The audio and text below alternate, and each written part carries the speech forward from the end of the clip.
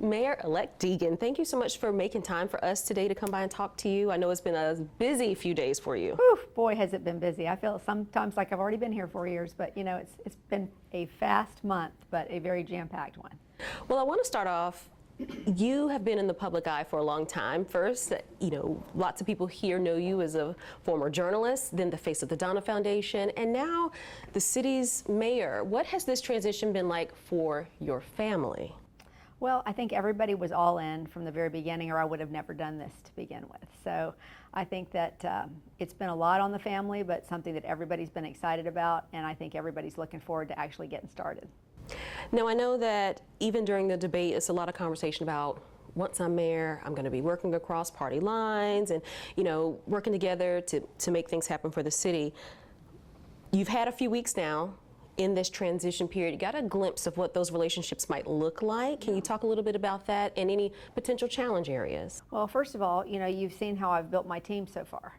I have built a team that has people from across all the parties, and I think that's going to be really important going forward. I'm going to continue to do that. I don't think that hyper-partisanship belongs in city government. I think we need to be problem solvers, and I think we need to work together and across the lines to make sure that we do the best things for the city. So far, I really feel like I have encountered a lot of that same attitude. I've had some wonderful conversations with the sheriff, had some wonderful conversations with Council President Salem, and have started to develop some relationships with council members, trying to get to know everybody there, trying to get to know as many people as I can. And that's really going to be how I try to proceed going forward. And that is simply to develop relationships and hope that we can all work together for the greater good of the city, and I think we can. And so I was going to ask you about your leadership style, but you kind of touched on that.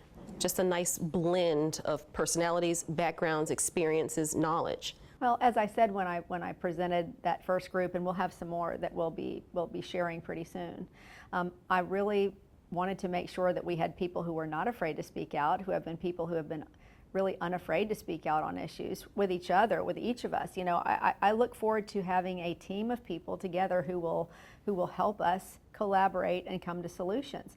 All very great critical thinkers and people who are passionate about this community, and so I think that is what will move us forward. We need to stop working in silos in the city, make sure that we're working together, but also to create a spirit of collaboration where every idea is at the very least valued.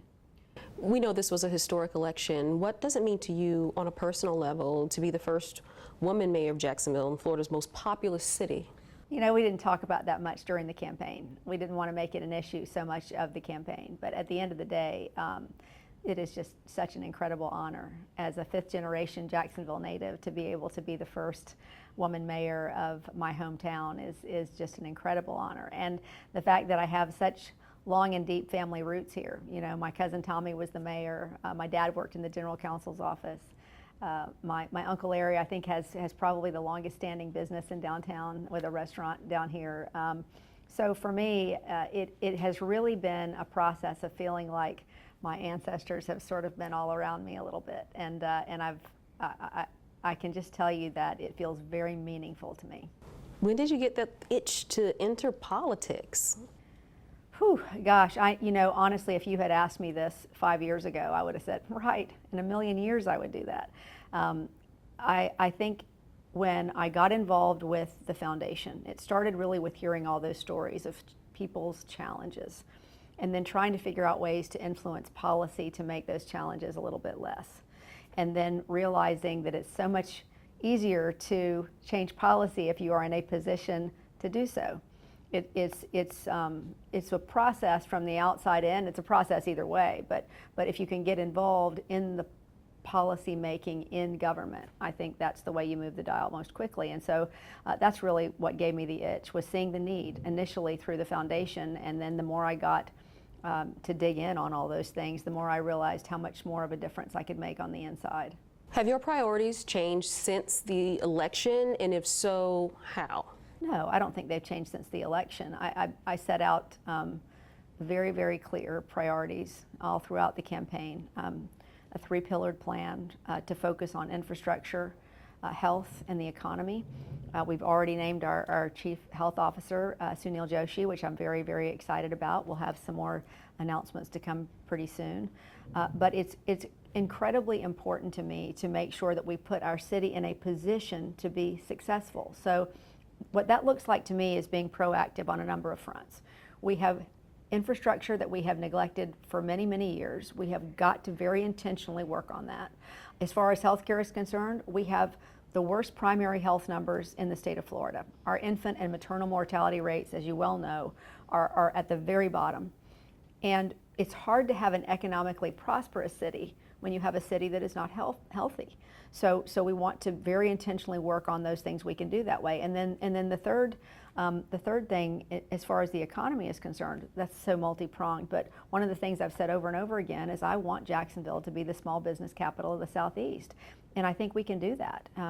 Why would any person not want to create a business here in Jacksonville? We have everything that you could possibly have to offer. We just have to create some ladders to help people. And that was one of my questions, because I know that was really a fixture on the campaign trail for you, really touting the importance of small businesses.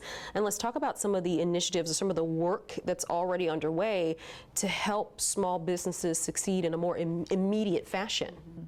Well, as far as we're concerned, the things that we're looking at is trying to create those ladders that will help small businesses be successful, especially small businesses that have been in more challenged neighborhoods that really haven't been connected to the same sort of programs that are available out there for neighborhoods or people that have been well connected. For instance, I think that to connect people with things like facade grants and incubator programs, things that will help them envision and grow their small business. Making sure that we're educating people about the tools that are available to them. There are a number of things that we can do that won't cost a lot of money that will help connect people to success with their businesses. And then everything that we do surrounding that, I think we have to do with intention to make sure that we're lifting those people and making them the most successful, giving them the tools. You know, we're not giving anybody anything, we're just helping them to have the tools to be successful. I want to talk about your administration, some of the folks that have been already named on the committees for your focus areas. Let's talk about some of those early marching orders. We've already seen work being done on Jax Journey. Yep. We've already seen talks about more efficient permitting. Tell me a little bit about what were the marching orders. You've picked these specific people. You already kind of outlined the reasons why. What did you tell them? I mean, you can kind of see the wheels are already turning. Well, you know, since we're talking about small business, permitting is a really big deal. It's something that I heard on the campaign trail over and over again, and that's one of the reasons that it was a big focus during the transition. That is one of those things that I think is really low-hanging fruit that we could take care of immediately. I mean, we've gotten so much input from all over the city and from business people all over the city on ways that we can streamline that process. I've taken a look at that department. I think there are things that we need technology-wise. I think there are things that we may need personnel-wise to make sure that small businesses don't have the same sort of restrictions that they have now in terms of getting their permits. So I do think that's a big deal that we can take care of initially. I want to talk a little bit about the community aspect. You talked a lot about unity, bringing everyone together. What role will our neighbors, community members, voters have in your administration? Well, if you heard any of the commentary from the transition update yesterday, one of the first things that a couple of the different transition chairs said is, when I first got the call to do this, I was really excited, and then when I came and I saw that there were 60 people that showed up for my first transition meeting, I thought, oh my gosh, how is that manageable?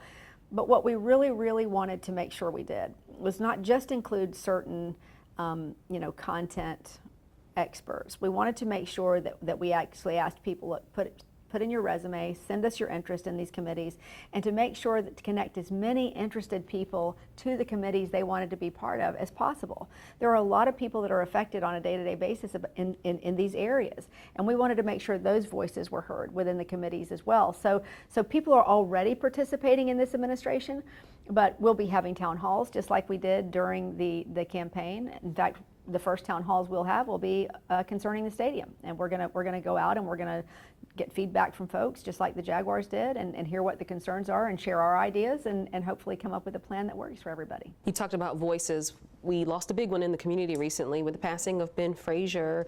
I know you offered some comments on that. I know one of his touch points was the Confederate monument, and we do have one still standing. Where do you stand in terms of that fight? Well, I've been very clear on that from day one. I believe that it needs to come down. I think that for business reasons alone, it doesn't make any sense to leave that up. I said during the campaign that no business wants to move to a city that's still fighting the Civil War. We don't need to do that. But just in terms of a relationship with each other, I think that if we're going to truly see each other and see each other's humanity, I just don't know how we allow a monument like that to stand. And I think that we can create all sorts of context if we move it someplace, or whatever people want to do with it to make sure that that history is preserved, if that's what we want to do. But it should not stand in the middle of a neighborhood where people have to be reminded every day of a time that's very painful. And I think that I've been very, very consistent with that.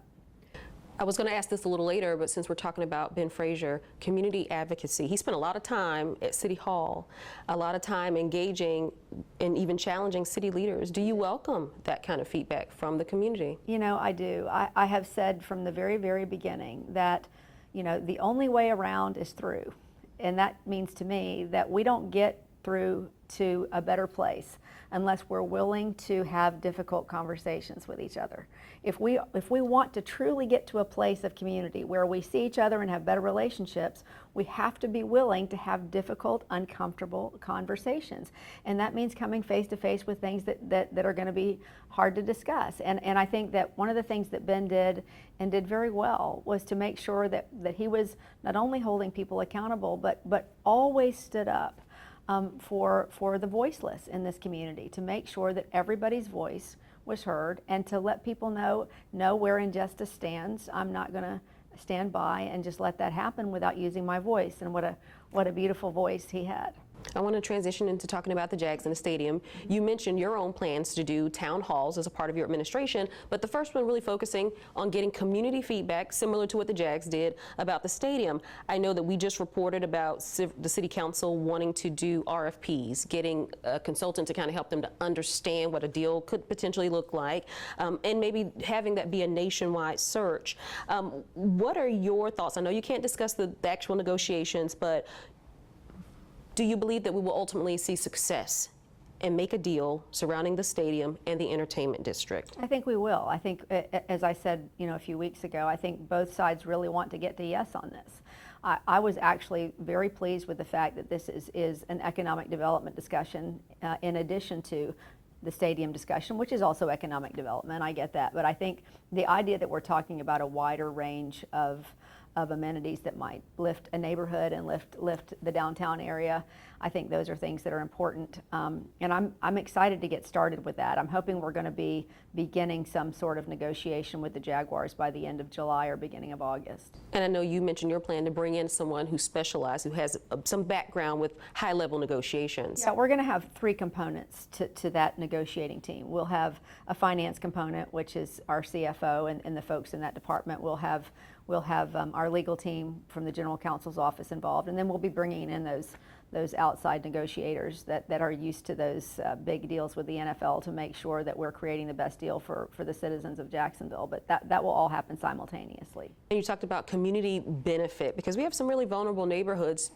just a stone's throw away from the stadium. I know in Orlando they saw a lot of success with their entertainment district. Do you believe a concept like that would work and could benefit potentially the downtown neighborhood, and especially some of that maybe trickling into some of those challenged neighborhoods? Yeah, I absolutely do. That's what I want to take a hard look at. I think that development in that area could definitely be beneficial to the east side. I think that could be an important piece of economic development, and if we can bring those neighborhoods in to have them experience some benefit from that, I think that's, for me at least, and I think for maybe a lot of people in this city, I think that's a bigger selling point. Any indication on how the city would finance their part in this whole deal? There are so many different options there. We are looking at every one of them, and we've got a lot of people bringing us ideas, and I'm open to everything at this point. I think that it's going to take listening to everybody's feedback and making sure that we are very intentional about how we approach it, but I don't know exactly how at this point we are going to approach that. I know that we have a number of different options in that regard. Let's talk crime and safety. How has your relationship been so far with Sheriff T.K. Waters? How has it changed since the election? It's been very good. We had a wonderful probably about 2-hour meeting when I first got into office and really sort of talked over all the dynamics of the election and pledged to be straight with each other and make sure that we were open communication and working together to create the safest Jacksonville that we can have. I said, and may have said it to you during the campaign, that campaigning is one thing, and that, you know, things are said and that's how it goes. But once you govern, you have to put those things aside and you have to do the best thing you can do for the city. And his top priority and my top priority is the safety and health of this community. And so, so far we have worked very well together. And I know that you have veteran, former law enforcement officer Lakeisha Burton as a part of your team. Yeah. And she'll be handling more of the city's public safety initiative? Okay, so let's talk a little bit about that one because, and yes, but we are going to change the title of Lakeisha's position. Okay. I think there was some confusion in the community when we called her the Chief of Public Safety. People wondered if we were trying to set up our own, you know, sort of dynamic with the Sheriff's Office, and that was never the case. The whole purpose of that position has always been to be a good partner to public safety, which is why I actually initially named it the way I did, because I wanted everyone to know, even after everything they heard during the campaign, that public safety was a priority for my administration as well. But what we're focusing on and what Lakeisha will be focusing on are those wonderful things that she's so good at, and that's community connection. We want to make sure we're focusing on literacy programs. We want to make sure we're focusing on community organizations that can help with prevention and intervention. We want to make sure that we're focusing on reentry programs, things that might help folks that have been in the legal system that are trying to now get out and lead productive lives. Those are the types of things that she's going to have a focus on. What will Lakeisha Burton's new title be? Her new title will be Director of Community Initiatives. And that kind of is an umbrella for all those different things. It is, but with that focus, absolutely with that focus of trying to make sure that we create the best partnership we can with the sheriff. In no way trying to take over any of those elements, but simply saying let's be the best partner in community safety that we can be. Now, just curious, would that require you guys being able to have access to data and maybe taking deep dives into crime trends to help aid in her response with some of these initiatives that she's working on? Well, listen, we've already been doing that. I mean, we've been trying to take a look at as much of that as we could even during the campaign. So data is a very important thing to this administration. I think that's how we hold ourselves accountable. It's how we come up with the best plans. So we'll be looking at every tool in the shed to make sure we can be a good partner there. Last crime question. You were out on the campaign trail in all kinds of neighborhoods, talking to all kinds of folks. What was something that really stood out to you when it came to residents' concerns about crime in this city? Well, I think honestly, when I talk to most people, they said to me they feel safe in their neighborhoods. Most people do feel safe in their neighborhoods, but the ones that don't really don't. And when I talked to folks that were fearful about that, they just wanted to make sure that it was something that we understood was deeper than just the crime issue. A lot of what I heard was you need to have a focus on poverty. You need to have a focus on literacy. You need to have a focus on making sure that there is more trust between our community and our police officers. So those were the concerns that I brought into the campaign and have also voiced to the sheriff. I think it's so very, very important for us to have a relationship of trust. I think what I've seen from him so far, the community walks, the increased number of appearances where he's discussing, you know, the ways forward, the realignment of what he's doing with the sheriff's office in terms of creating a better community policing effort with the officers he has. I think those are all things that will help build trust in the community. Oh, and I meant to ask, Jack's Journey, that's something that has resurfaced. We're familiar with it. Why was it important for you to take another look at that initiative? Well, I think there are so many important initiatives with Jack's Journey. You know, we've done some of those things as they relate to children with the Kids Hope Alliance, but there were so many elements of the journey that went by the wayside when we got rid of the journey. And frankly, we have never had a more successful crime fighting initiative in this city than the Jacksonville Journey. So I thought, why not go back, take a look at it? There's so much positive you know, memory, but so much positive thought about what we could do if we recreated some of those elements. So that's why I said I think that to look at things like the reentry programs, to look at things like how we could take a literacy program and make it citywide. There are a number of elements that I think we could go back and look at to see, can we implement those? And in what way can we implement those? So really it's journey initiatives we're looking at. And I think that most people seem very, very excited about that, those that remember the journey. Let's talk about finances and economy. From what you've been able to assess so far, what shape is the city in terms of our finances? The city's in good shape. In fact, I think that I'm sure previous mayors would have loved to come into the office with the type of budget we're looking at right now. Now we do have some big challenges and some big rocks coming up, but we are in good shape financially. What will be some of the priorities in your budget proposal? Well, we have 2 weeks basically to add things or to put our imprint on the budget. And the things that are important to me now are the things that were important to me in the campaign. I think that it's incredibly important to bring everybody in. I think it's important to tackle the health of the community, which is why we've already added that chief health officer. But we'll look at initiatives around health as being very, very important to this administration. So that may come in all sorts of things, and we're going to look at what we could include in the budget on the health front. We're also going to take a look at infrastructure. I want to take a look at the projects that are in the CIP. I want to make sure that those projects represent the entire community. I've made it very clear that I want to focus on neglected neighborhoods when it comes to things like lights and sidewalks, but septic tanks, that's an issue that I want to see if we can accelerate some. What we've heard so far is that there's a lot in the pipeline that hasn't been done for 2 reasons. One is simply that they haven't had the personnel to get some of that done, but the other thing has been that you have to get 75% approval in a neighborhood in order to move those septic tanks out of that neighborhood. So we have some education to do. You've got some pushback there. We need to educate folks about what's happening when their septic tank seeps into their groundwater or seeps into the river. We've got to make sure people understand that. And then the other thing we may do as far as that is concerned is look at certain incentives that we might be able to provide financially to incentivize people to get to yes when it comes to connecting to city sewer. And would any of that focus be on developers coming in, bringing new properties? Even in my neighborhood, I've seen new homes built with the septic system. Would you focus on that developers as well? Well, listen, that is something I do think that we need to address. That's an infrastructure issue, because when you're building out and you don't have the infrastructure that is expedient to go and put those septic tanks in, but it's not what we want for the long haul for sure. But what I'm going to be really focused on in the short term is those failing septic tanks. We have more than 20,000 of them right along the river that are seeping into the water. We have another 30-something thousand that are just failing, and that's just not good for people's health, and it's not good for the community. So that'll be the immediate focus, to get those removed.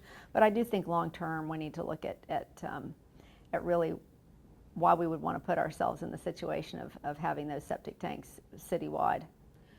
What will be your relationship with the Jax Chamber and your former political opponent? Well, he said the night that we had the election that he was ready to work and help this administration be successful, and I'm going to take him at his word. We have a scheduled meeting. We're going to get together next week and talk for a little bit, but as I said from the very beginning, all of that is in the past, and I'm just looking forward to moving forward in a way that will make the city successful. Some folks say Jacksonville does not have an identity. And what is your hope for how our city will be defined? I think that's so interesting to say we don't have an identity. The best description of Jacksonville that I've ever heard is the River City by the Sea, which I think talks a lot about how important water is to us. But when we talk about identity, we have such a diverse population. It's why everybody looks at us all the time. People that are studying things. We're like a microcosm of the country. And I just think that diversity is such a strength for us. There are so many neighborhoods you can go into and experience a different type of culture, and I think that's wonderful. From the business side, like I said, I'd love to see us be defined as, I'd like people to think of Jacksonville and think, man, that's a great place to build a small business. So I sort of reject that idea. Our people here are just so amazing, and I think the reason they're amazing is because we're not only are we nice people, but we come from a whole lot of different perspectives, and I think by and large we love that. Let's talk about Mayor Curry. Are there any parts of the Curry administration that you felt like had momentum that you hope to keep going? Well, look, I think that certainly we have a downtown that looks like it's poised to take off if we do things in an intentional way with infrastructure. So I'm excited about that piece. I think the Curry administration has put in place a chief resiliency officer, which I think is incredibly important for the city. I'm going to make sure that we lift her work and make sure that she is getting the tools that she needs to make sure we're a very resilient city. I think those are two really big things. And frankly, I think that is going to become more and more important as we go along. So that's an effort that I absolutely want to make sure that we push forward. Last few questions now. How will you serving as mayor impact your advocacy when it comes to breast cancer awareness? Well, I'll always be a big advocate for breast cancer awareness, but I think what I learned and have learned in advocacy for breast cancer is that it is much better to prevent something or to get in front of it than it is to wait until it's a full-blown crisis and then deal with it.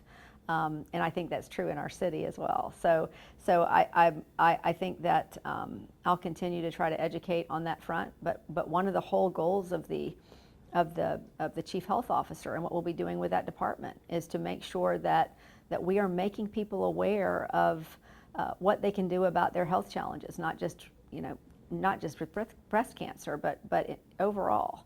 What can we do to help make this a healthier city by connecting people to the services they need? And one of the things that we learned over the years through the foundation is it sort of migrated from a model of just simply writing checks to people to bringing in patient navigators who could hold your hand and walk you through the entire process of what you were going through. And you find so many times in a crisis situation when people are sick, really that's what they need more than anybody else. Somebody that can say, you know what, you could sign up for this insurance policy, and that would give you could get a subsidy to make sure that you have insurance. We can connect you to this service over here and this service. So the checks to those folks were important, but the education was equally important to make sure that they could pull themselves up. And I think that's one of the things that I would love to focus on with all of this. It's giving people the tools to become healthy.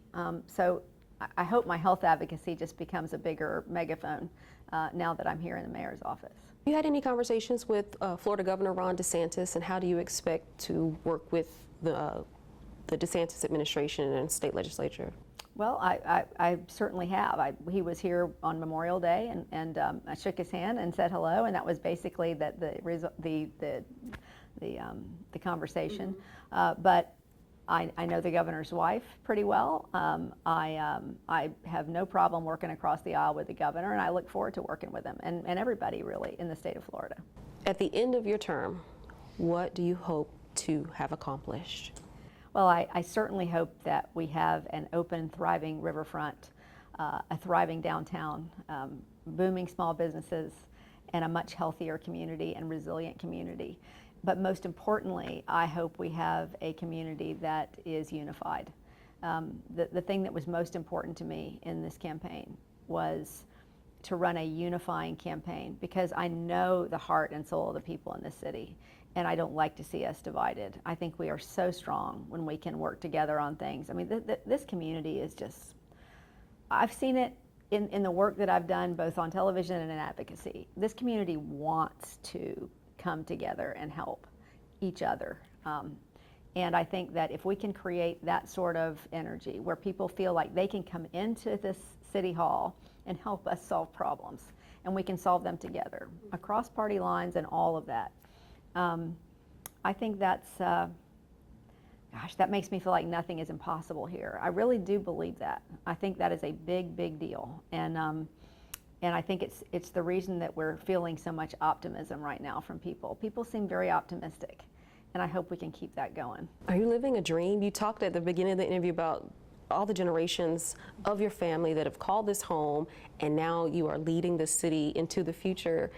Does this feel like a dream for you? You know, it is funny. Sometimes I wake up at 3 o'clock in the morning and say, wait, is this really happening? But the truth is, it does. It feels like the best dream. You know, it is certainly challenging, but at the same time, every challenge that I ever would just love to accept and run with, because I do love this city so much. And I just think nobody is better positioned than we are to be a great success as long as we work together. And I think that, I know to some people that sounds, I don't know what it sounds. I've always been an optimistic person, but I do know the people in this city, and to me, together we can just accomplish anything. So yeah, it feels like a dream sometimes, but it also feels like a really great reality. You're ready to work. I'm so ready to work. I'm ready to, this will be a fun week, but I am really ready to just get in there and start moving. Well, yeah. Well, but being in former newsie, you're used to the alarm clock being all over the place. I'm sure you hadn't gotten much sleep these past few days. You know, I have not. It's funny. I was saying to somebody earlier. This is such a crazy period of time, right? You're elected in May. Then basically, 6 weeks later, not only do you have to stand up a government, you got to plan basically the equivalent of a big wedding. Yes. and then you got to put together a budget. But one of the things, and I'm sure you can relate to this, is that I've always had this deadline clock in my head. So if you give me a deadline, I will make that deadline, right? I may zoom in at 5:59, but I'm going to make that chair and I'm going to say good evening at the proper time, right?